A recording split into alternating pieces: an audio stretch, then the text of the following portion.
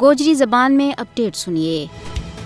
آج تشدد کا متاثرین کی حمایت کو عالمی دیہڑوں منایا جا رہی ہے۔ بھارت مقبوضہ جموں کشمیر کے بیچ ریاستی پالیسی کا طور کے اوپر تشدد کا استعمال کر رہی ہے۔ بھارتی فوجی کشمیریہ میں خوف کی نفسیات پیدا کرنے کے واسطے مقبوضہ جموں کشمیر کے بیچ تشدد کو بے دریغ استعمال کر رہی ہے۔ بھارت جموں کشمیر میں اپنا غیر قانونی قبضہ نہ اور زیادہ ڈاڈو کرنے کے واسطے بڑا پیمانہ کے اوپر جسمانی، ذہنی اور نفسیاتی تشدد کا استعمال کر رہی ہے۔ مودی حکومت کا 5 اگست 2019 کا غیر قانونی اقدامات کے بعد کشمیریوں کے خلاف تشدد کے بڑی حد تک باد ہوئے۔ 5 اگست 2019 دے اس ویلا تک 2404 کشمیریوں نے بھارتی فوجیوں نے تشدد کو نشانوں بنایا ہے۔ بھارتی فوج نے مقبوضہ جموں کشمیر کے بیچ کافی سارا ٹارچر سینٹرز قائم کر رکھے ہیں جت کشمیریوں نے وحشیانہ تشدد کو نشانوں بنایا جائے۔ مقبوضہ جموں کشمیر میں بھارتی فوج کے زیر انتظام بدنام زمانہ ٹارچر سینٹرز میں ہزاروں کشمیریوں معذور کر کے رکھتے تو گئے۔ مقبوضہ جموں کشمیر کے بیچ بھارتی فوجیوں کا طرف سے